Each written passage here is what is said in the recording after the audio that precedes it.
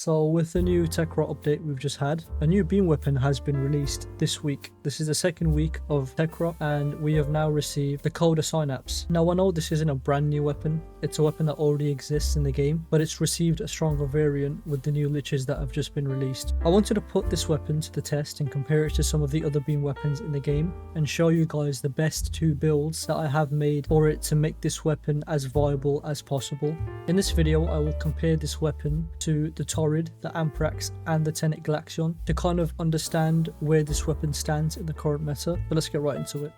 So the base stats of the Coda variant compared to its former self aren't much higher.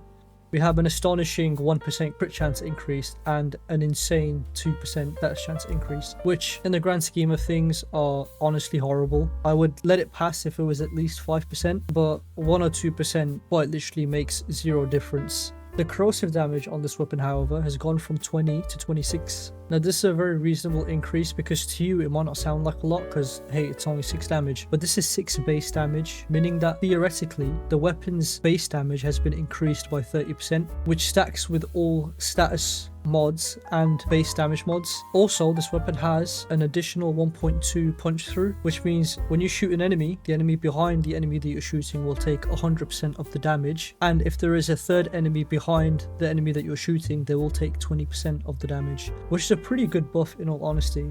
Not to waste any of your guys' time, the first build is a general war damage build. We firstly add all 3 galvanized mods. Galvanized chamber for the multi-shot, galvanized scope for the increased crit chance on headshot hits, and galvanized aptitude, which is going to be our primary conditional overload. Vial acceleration is added for the much needed fire rate. Infested clip and cryo rounds are added for viral. Critical delay and vital sense are added for crit rate and crit damage. Now this is a raw damage dealing build. We will not use any status damage mods to up our damage because they won't do much. For the extra slot, we will use primed rifle ammo because this will eat through our ammo reserves. For the arcane, we will use primary deadhead to boost our base damage by 360%.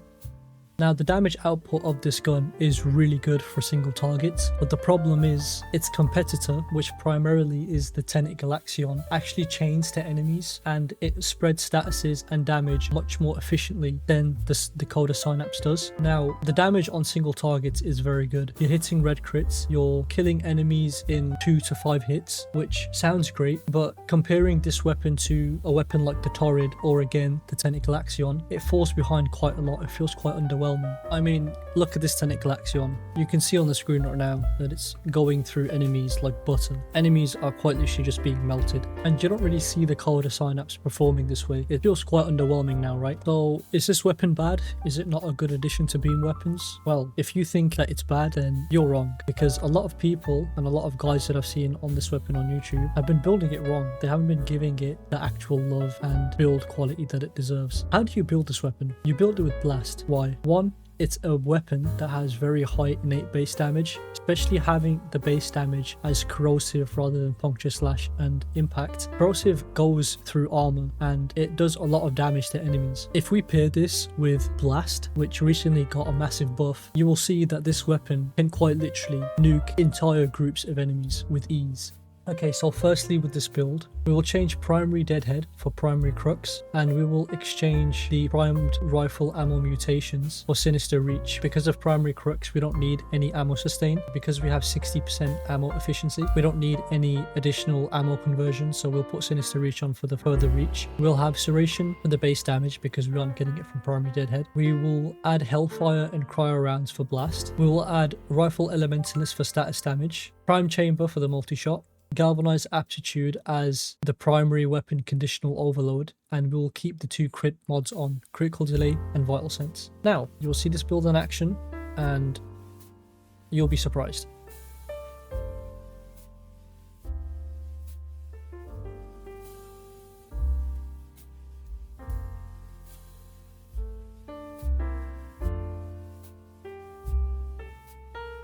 On its own, you can already see that this weapon is performing exceptionally well. It may not perform like the Tenet Galaxion, which chains to enemies and doesn't stagger them too much and is much easier to use. However, you can clearly see that this weapon is doing an insane amount of damage to a group of corrupted heavy gunners which have the highest armor and health levels out of a lot of the grenade enemies. If you pair this weapon with just armor strip, it will nuke the entire group of enemies. This is insane. I would say this is probably even stronger than the Tenet Galaxion, because not only are you rocking blast on the enemy that you're shooting, but if there's any enemy behind that enemy that you're shooting, you're effectively proccing 2 blast procs that are doing an insane amount of damage. I mean, you just saw there, that was 1,000,000 damage. 1,000,000 damage blast proc. Insane. And bear in mind, this is damage with no Warframe buffers. If you add raw to this, you will be killing everything around you.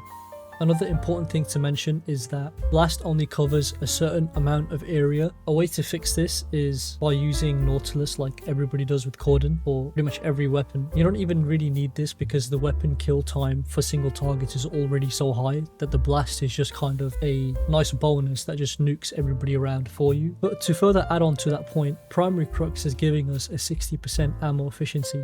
So we're barely having to reload. You can basically just spam attacks and just run around the map like a crazy maniac and nuke entire rooms. It's great. It's an amazing weapon. Now, is it as good as the Torrid? No, but it's very close. My final verdict on this weapon is that it's amazing. I would say that this weapon for me is better than the Tenet Galaxion, because I've tried every Tenet Galaxion build there is out there, and this blast build by far trumps every other beam weapon in the game that is not the Torrid.